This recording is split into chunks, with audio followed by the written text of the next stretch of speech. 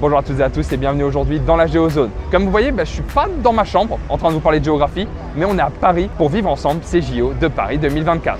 Beaucoup de gens ont dit que c'était mal géré, mal organisé, que ça coûtait extrêmement cher. Et bien écoutez, c'est ce que l'on va découvrir ensemble au travers des différentes places que j'ai pu avoir pour ces Jeux Olympiques.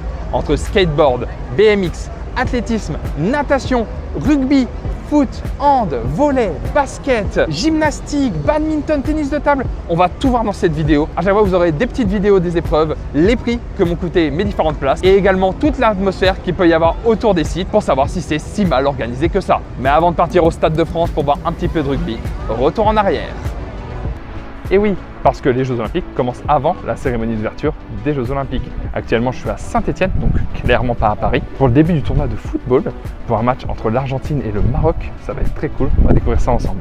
Au niveau du foot, j'ai pu tout d'abord assister à Maroc-Argentine à Saint-Étienne, dans une ambiance exceptionnelle avec énormément de Marocains. Puis le même jour, direction le Groupama Stadium de Lyon pour voir Ukraine-Irak dans un stade clairement moins plein, mais avec quand même pas mal d'Irakiens venant surtout d'Allemagne. Petit bémol au stade, je suis allé au parking officiel et j'ai donc payé 30 € de parking, c'est littéralement le prix de ma place pour assister au match. Puis le lendemain, c'était le grand jour, l'équipe de France féminine face à la Colombie dans une très belle ambiance avec une victoire 3-2 des Bleus. J'ai également vu un autre match de foot pendant ces JO, j'ai pu découvrir le Parc des Princes avec Mali-Paraguay chez les hommes. Bon, même si on voit des équipes dont on n'a pas trop l'habitude, le foot reste un sport auquel on est abreuvé toute l'année, donc dans ma tier list de ces JO, le foot sera dans la catégorie sympa mais sans plus. Et oui, je jugerai comme ça tous les sports que j'ai vus durant cette Olympiade.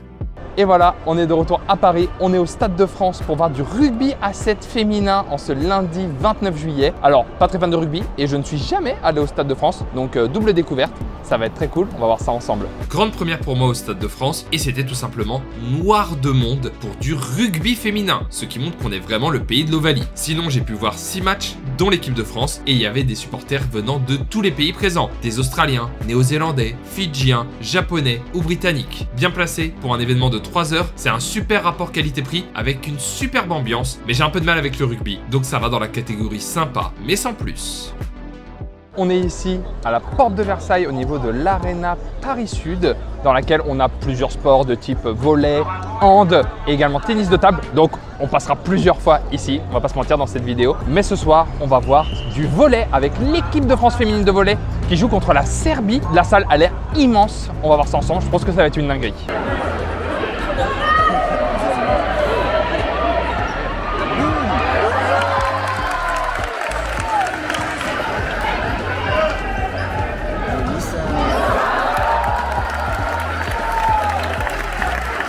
Et voilà, c'est terminé ici à l'Arena Paris Sud, défaite logique de l'équipe de France face à la Serbie. Et franchement, encore une fois, ambiance de fou, la salle est gigantesque. Le seul problème, on était quand même très haut, donc bon, la vision n'était pas optimale on va dire, mais après c'était une place catégorie D, donc les moins bonnes on va dire, et elle m'a coûté je crois une trentaine d'euros, le prix s'affiche de toute façon, ça reste pas extrêmement cher pour des Jeux Olympiques et pour voir l'équipe de France, mais je vous rassure pendant ces Jeux, on reviendra ici très vite avec des places un peu mieux. Et oui, j'ai pu retourner dans cette salle quelques jours plus tard pour voir République Dominicaine, Turquie, mais est-ce que la place valait vraiment ce prix-là?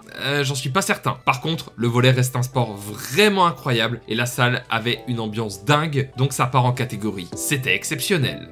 Comme autre sport collectif plutôt méconnu, j'ai pu voir du water-polo à la Défense. Sport hyper technique et physique, il n'a clairement pas la popularité qu'il mérite, alors que c'est vraiment très impressionnant. Et même si j'en avais déjà vu quelques matchs, c'était une très bonne surprise. De mon côté. Nouveau match pour voir une équipe de France ici à l'Arena Paris Sud 6 pour voir du handball féminin. J'ai hâte de découvrir ça avec vous.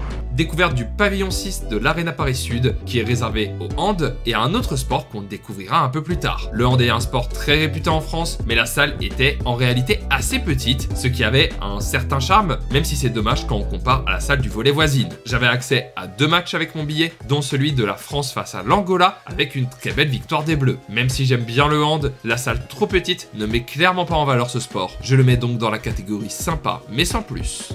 Nous voici maintenant dans le lieu le plus historique de ces Jeux de Paris 2024. Et pourtant, comme vous voyez derrière moi, ça paye vraiment pas de mine. On est au stade Yves du Manoir de Colombes, là où joue normalement le Racing 92 en rugby. Mais pour ces Jeux de Paris 2024, c'est ici que se passent les épreuves d'hockey sur gazon. Un sport bien anglo-saxon, pas trop pratiqué en France. Et la petite anecdote, c'est que ce lieu était le seul déjà utilisé lors des derniers Jeux Olympiques à Paris en 1924. Alors, j'ai pu assister à 2 matchs de hockey sur gazon pendant ces JO, dont un match de l'équipe de France féminine. Et même si c'était pas dans Paris Centre, il y avait pas mal de monde et les moyens de s'y rendre étaient super bien indiqués. Par contre, le hockey sur gazon, j'ai eu un peu de mal à accrocher et à comprendre toutes les règles, mais ça reste un sport qu'on n'a pas trop l'habitude de voir, donc ça va dans la catégorie sympa, mais sans plus.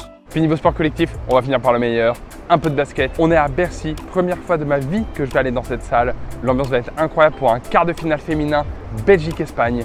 C'est parti. Le basket, c'est déjà l'un des meilleurs sports collectifs, mais alors quand c'est dans une salle aussi mythique que Bercy, c'est encore un niveau au-dessus. J'ai pu voir le quart de finale entre la Belgique et l'Espagne, et l'ambiance était superbe avec une marée humaine pour soutenir les Diables Rouges. C'était exceptionnel, tout simplement.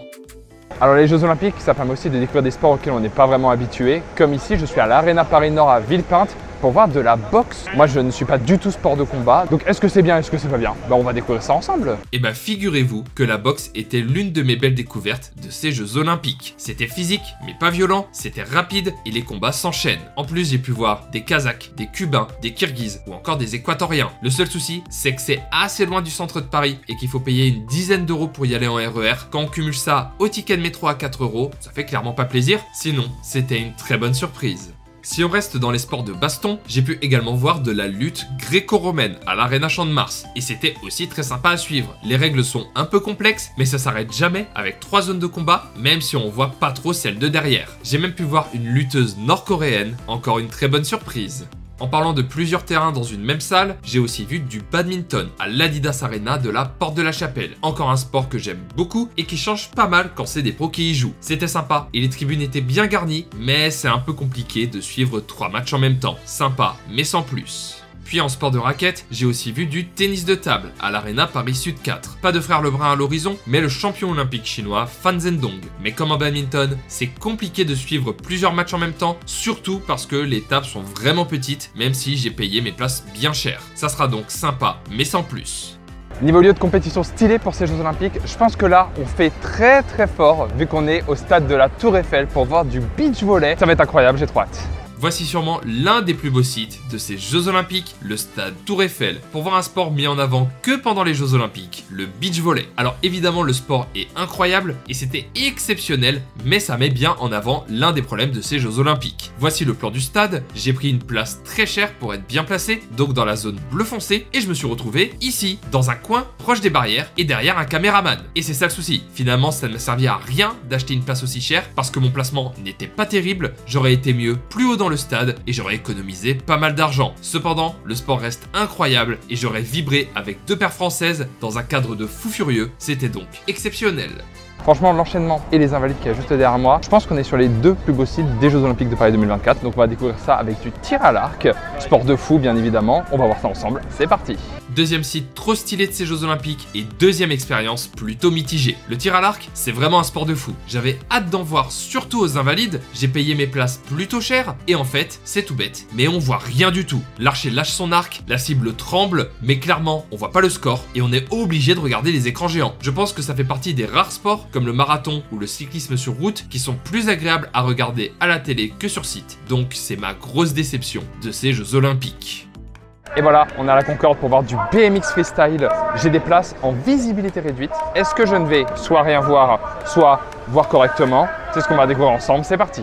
Dernier site d'exception de ces Jeux Olympiques, la place de la Concorde, qui accueille les sports urbains, dont le BMX freestyle. Cette place, je l'ai achetée 2 jours avant l'épreuve en visibilité réduite, où effectivement, on voyait rien en étant derrière un caméraman, donc je me suis juste mis un peu plus haut dans la tribune. Sinon, c'était une expérience exceptionnelle. Les séries du BMX freestyle sont terminées et encore une fois, c'était exceptionnel. J'y connais rien en BMX, mais voir les filles et les mecs sortir des tricks de zinzin, c'était vraiment une dinguerie. D'ailleurs, petit petite anecdote, il y avait des supporters japonais à côté de moi et ils m'ont donné une petite origami beaucoup trop mignonne. Ça représente bien ce que sont les Jeux Olympiques, c'est vraiment une dinguerie. Je suis d'ailleurs retourné à la place de la Concorde plus tard pendant ces Jeux pour assister à la finale du Skateboard Park. C'était très cher, mais ça reste une finale olympique et en étant très bien placée. Les skateuses ont envoyé des dingueries, ce qui est fou quand on sait que certaines d'entre elles ne sont même pas majeures. Le cadre était majestueux, même si la finale n'a pas duré très longtemps. Au moins, j'ai pu voir une cérémonie des médailles et j'ai pu entendre l'hymne australien. C'était fou, comme le BMX, une expérience exceptionnelle. D'ailleurs, je ne l'ai pas présenté en vidéo, mais autour ou à l'intérieur de tous les sites, on retrouvait de grandes fan zones animées par les différentes fédérations sportives, permettant de faire un peu de volley, d'essayer la boxe et bien sûr de se nourrir et d'acheter des souvenirs aux différentes boutiques. C'était vraiment hyper agréable et ça rendait les sites hyper vivants. Mais une fan zone était accessible sans billet pour une épreuve, la place de la Concorde justement. Le parc urbain était accessible pour 20 € et permettait d'essayer le basket ou le skateboard, mais aussi de pouvoir regarder les épreuves présentes sur les sites, que ce soit par les très rares embouchures ou sur les écrans géants. Tant qu'on parle de tout ça, voici la carte avec les prix de ce qu'ils proposaient à boire et à manger par exemple. Étant habitué aux événements sportifs, les prix ne m'ont pas choqué. Je ne dis pas que c'est pas cher, mais que si tu vas au stade de temps en temps, tu sais que tout coûte une blinde lors de ce style d'événement. Par contre, la boutique officielle, c'est un vol pur et simple, hein. 10 € pour un pins, sérieusement ? Et me voilà à l'une de mes deux bonnes affaires de ces Jeux Olympiques. Aujourd'hui, on va voir de la gymnastique, un sport hyper demandé pour seulement 20 €. C'est parti.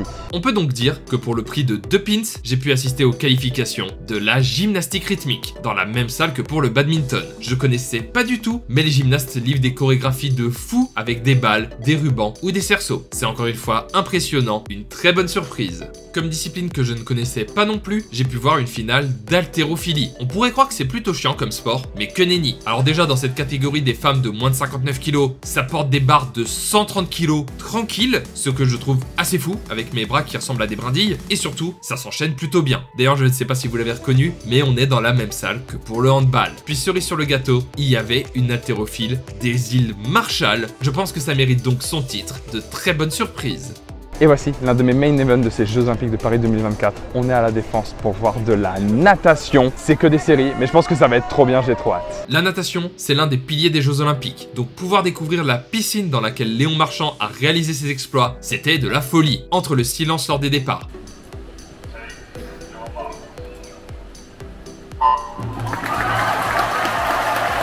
et le bruit assourdissant lors des arrivées, je suis trop heureux d'avoir pu assister à ça de mes propres yeux, surtout pour une petite vingtaine d'euros. Cependant, c'était une session du matin avec uniquement des séries, donc ça n'a duré qu'1 heure, un poil trop court, mais c'était tout de même un événement exceptionnel de mes Jeux Olympiques. Et quoi de mieux pour finir cette vidéo et pour finir ces JO de Paris 2024 que de venir ici au Stade de France, pas pour voir du rugby à 7 cette fois-ci, mais pour voir de l'athlétisme, une soirée exceptionnelle, finale du 200 mètres, finale du 110 mètres haies. J'ai trop hâte. La voici, la discipline phare des Jeux Olympiques. Voir une soirée de finale d'athlétisme est une chance rare que j'ai pu saisir lors d'un des tirages au sort de la billetterie en novembre 2023. Entre la finale du 200 mètres masculin, du 400 mètres haies féminin, du 110 mètres haies, du javelot ou encore de la longueur, tout était facile à suivre et bien présenté par les speakers sur les écrans géants. On peut rajouter que j'ai vu un record du monde du 400 mètres haies et un record olympique au javelot que l'on voyait trop bien, même depuis le haut du Stade de France. C'était pour moi l'apothéose de ces Jeux et la véritable expérience d'une vie. Merci à toutes et à tous d'avoir suivi cette vidéo sur les JO de Paris 2024.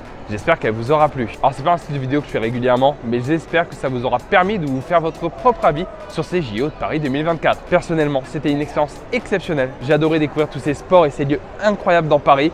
Même si je suis un petit peu fatigué et que ça m'a coûté un petit peu cher, mais en tout cas, c'était vraiment une expérience incroyable. Si vous voulez soutenir la Géozone, n'oubliez pas de vous abonner, c'est la récompense. Et nous, on se retrouve très vite dans la Géozone ou ailleurs en France.